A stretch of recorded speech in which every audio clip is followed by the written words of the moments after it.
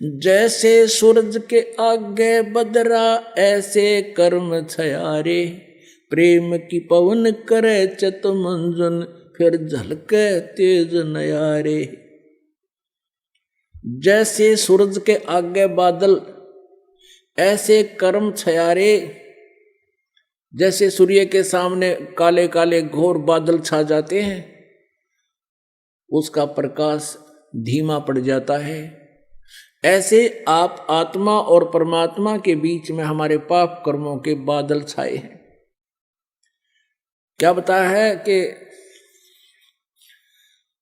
जैसे सूरज के आगे बदरा ऐसे कर्म छयारे, प्रेम की पवन कर चत मंजन फिर झलक तेज नयारे।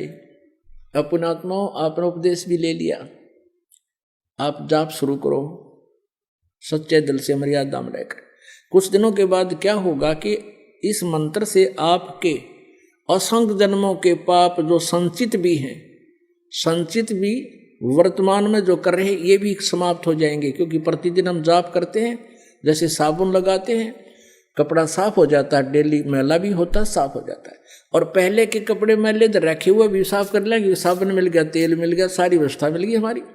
तो पहले के संचित और प्रारब्ध और क्रियमान, इन तीनों कर्मों का इस सतनाम के जाप से नाश होगा।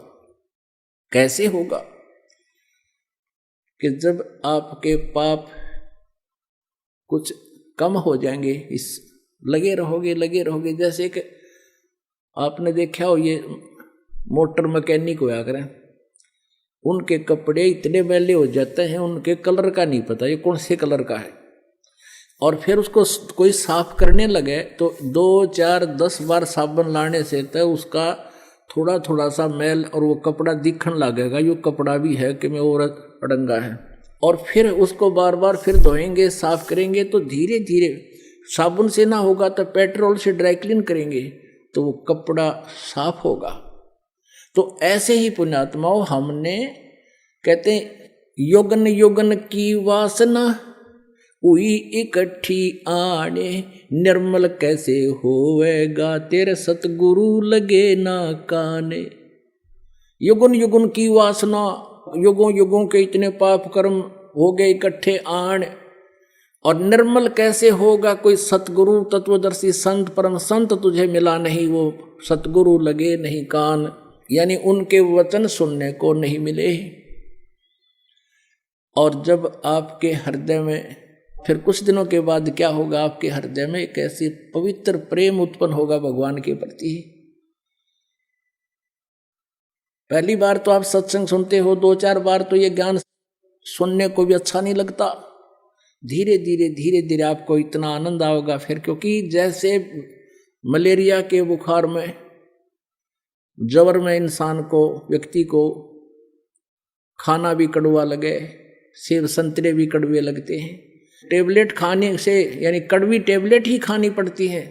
कहाँ तो वो रोटी भी खाना नहीं चाहता, वो भी कड़वी लग रही है, उस कड़वी को मीठा बनाने के लिए कड़वी टेबलेट ही खानी पड़ती है, कुनीन खानी पड़ती है, न चाहते हुए भी खानी पड़ती है। तो ऐसे इस ज्ञान को, और फिर मंत्र के मिल जाने पर सुमरण उसके ऊपर विशेष कसक से जाप करने को आपने न चाहते हुए कुनीन की तरह खाना ही पड़ेगा, करना ही पड़ेगा। तो प्रारंभ में तो आपको मजबूरी सी होगी कि ये तो बता दिए इतने मंत्र गुरु जी ने, ये कैसे होंगे। अरे सुबह से लेकर शाम तक मजदूर कस्सी बजावे, किसान हल जोता है, सारा दिन फद्दर फद्दर पता नहीं कहाँ तक पहुँच जाते हैं। क्या भगवान का बैठ कर चलते फिरते मंत्र नहीं कर सकते हम? कुछ दिनों के बाद फिर इस मंत्र के बिना आपका दिल भी नहीं लगेगा। तो जैसे बुखार किसी को हो, जबर हो गया है, तो प्रारंभ में उसको रोटी भी अच्छी नहीं लगती, कुनीन खाने से, कड़वी कुनीन ही खाने से, न चाहते हुए भी खाने से, फिर कुछ दिनों के बाद उसका जबर ठीक हो जाएगा। फिर वही मीठी वस्तु आपको जो पहले कड़वी लगती थी भोजन, अब वो स्वादिष्ट लगेगा। अब जैसे परमात्मा कहते हैं, कबीर पिछले पाप से हरि चर्चा ना भावे, कै ऊँग कै ऊठ चले ना और बात चलावे। तुलसी पिछले पाप से हरि चर्चा ना भावे, जैसे जबर के बेग ते भाई भूख विदा हो जावे। तो ऐसे आत्मा के ऊपर पाप कर्मों का जबर हो गया, और इस जबर का नाश करने के लिए ये कड़वी टेबलेट, ये सत्संग वचन जो आज तक आपने सुने नहीं, एक बार तो विद के आदमी इस ज्ञान को सुनकर, एक बार तो ऐसा है जैसे जीभ के ऊपर कुनीन रख दी, ये बताते हैं ब्रह्मा विष्णु महेश से ऊपर कोई और शक्ति है, लेकिन इस कुनीन को आपने खाना चाहिए, इस तत्व ज्ञान को सुनते रहना चाहिए। फिर क्या होगा, कुछ दिनों के बाद ये मंत्र आपको दिया जाता है, तो कुछ दिन तो भक्त आते हैं, शिकायत प्रार्थना करते हैं कि सतनाम चलता नहीं, ज्यादा नहीं होता। कुछ दिनों के बाद आप इसको चलाते रहो धक्का सा करके कुछ दिन, फिर अपने आप चलेगा, आपको बहुत आनंद आएगा। फिर आपकी आंखों में आंसू आने शुरू हो जाएंगे, भगवान की जरा सी भी चर्चा होगी। तो क्या बताते हैं, युगन युगन की वासना हुई इकट्ठी आने, निर्मल कैसे होएगा तेरे कोई संत लगे ना कान। जब संत आपके कान लग जाएंगे, यानी सतगुरु मिल जाएगा, फिर क्या होगा, जैसे सूरज के आगे बदरा ऐसे कर्म छयारे, प्रेम की पवन करे चितमंजन फिर झलके तेज नयारे। आपको बताया ना कि जैसे 1000 टन घास फूस पड़ा हो अड़ंगा, एक माचिस की सीख लगा दे सवा हो गया, तेज हवा चलप इधर उधर बुना कर ऐसे फेंक दिया, कहीं का कहीं गया।